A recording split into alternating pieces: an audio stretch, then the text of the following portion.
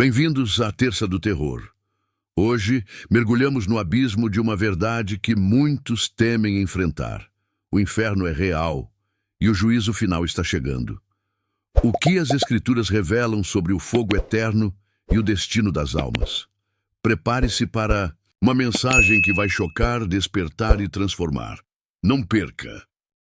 O som do silêncio eterno, o eco de gritos que nunca cessam, a ausência total da luz. Não, isso não é um pesadelo, é uma realidade que muitos insistem em ignorar. Hoje, exploraremos um assunto frequentemente evadido nos sermões, receado por muitos espíritos e mal interpretado por diversas vozes: o inferno. Seria ele apenas uma alegoria, uma condição mental ou uma realidade tangível e inevitável para aqueles que rejeitam a verdade? As Escrituras oferecem uma resposta que choca mais do que muitos poderiam supor. Jesus mencionou o inferno com maior frequência do que o céu, e isso não foi sem propósito. Em Mateus 10:28, ele advertiu: não temais aqueles que destroem o corpo, mas não podem atingir a alma. Temei sim aquele que pode lançar tanto a alma quanto o corpo ao inferno. O inferno é concreto, é temível e é definitivo. O termo empregado por Jesus, Geena, remete ao vale de Inom, próximo a Jerusalém, um local marcado por queimadas de resíduos, corrupção e rituais detestáveis. Esse vale simbolizava o castigo eterno, mas a Bíblia descreve o inferno como algo muito além de um espaço fétido ou obscurecido. Trata-se de um destino inicialmente concebido não para a humanidade, mas para Satanás e seus seguidores. Mateus 25:41 esclarece: dirá aos que estiverem à sua esquerda: afastai-vos de mim, amaldiçoados, para o fogo eterno, reservado ao diabo e seus anjos. Esse fogo não é meramente figurativo, é sofrimento, é lucidez, é uma existência perpétua sem a presença divina. Imagine carregar para sempre o peso dos pecados cometidos, das chances desperdiçadas, da misericórdia rejeitada. O inferno não se limita à punição física, é a completa exclusão da presença de Deus. Em 2 Tessalonicenses 1:9, lemos: eles sofrerão o castigo da destruição eterna, separados da face do Senhor e da glória de seu poder. Note que o tormento não vem apenas das chamas, mas da ausência divina, de habitar um vazio onde a bondade, a compaixão e a justiça de Deus não existem. É um abismo sem fim, um lamento preso na alma. Quem, então, está destinado a esse lugar?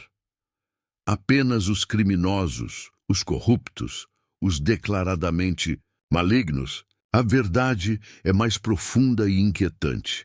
Apocalipse 21:8 declara: mas os covardes, os descrentes, os abomináveis, os assassinos, os imorais, os praticantes de feitiçaria, os idólatras e todos os mentirosos terão sua parte no lago ardente, de fogo e enxofre, que é a segunda morte. A gravidade está clara.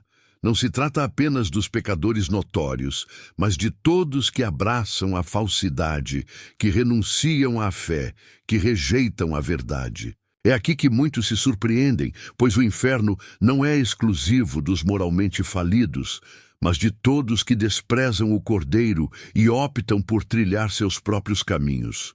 João 3,18 reforça: quem nele crê não é julgado, mas quem não crê já está sentenciado, por não crer no nome do Filho unigênito de Deus. A condenação não é um desejo divino, mas uma consequência da justiça que não coexiste com o pecado e exige reparação. Você pode estar se perguntando: o inferno é realmente eterno? Marcos 9:48 responde: onde o verme não perece e o fogo jamais se extingue. No inferno, o tempo é estático, o sofrimento é contínuo e não há possibilidade de redenção após a morte. Por que Jesus insistiu tanto nesse tema com advertências tão contundentes? Porque ele veio para nos salvar desse destino. Ele é o caminho que atravessa o abismo, mas muitos ainda recusam segui-lo. Isso nos conduz a uma reflexão essencial. O inferno não é apenas castigo, mas a consequência de escolhas, de uma existência sem contrição, de um coração resistente à verdade. O que ocorre com a alma ao morrer? Ela segue imediatamente para esse lugar ou há um período de espera? Os tormentos são literais ou espirituais? E o que as Escrituras dizem sobre o corpo destinado a esse lugar?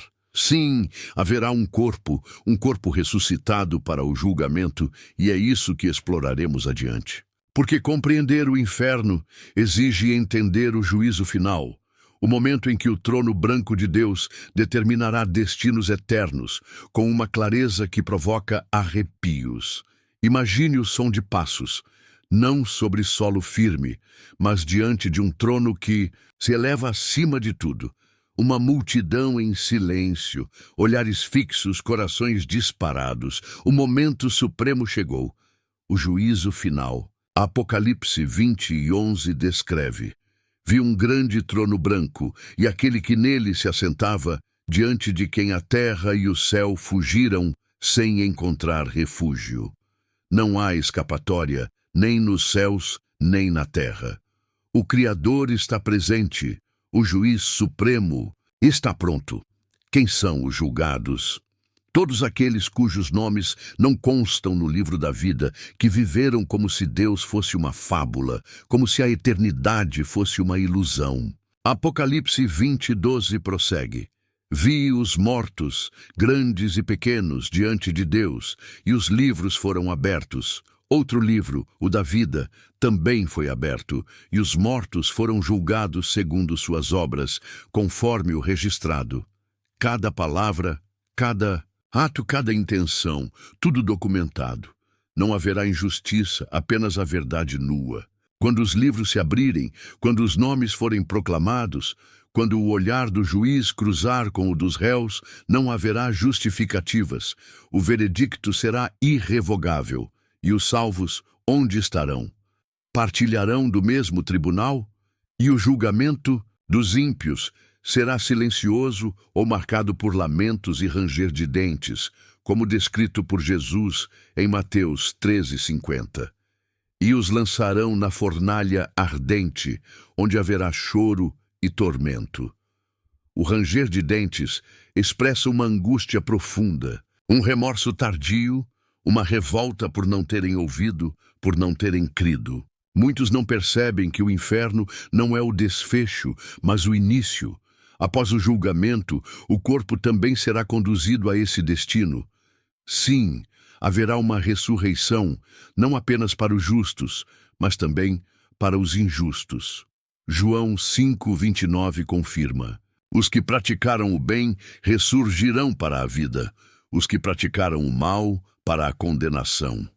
Um corpo preparado para a eternidade, não glorificado como o dos redimidos, mas marcado pela desonra, destinado ao sofrimento, um corpo que sentirá, padecerá e recordará para sempre.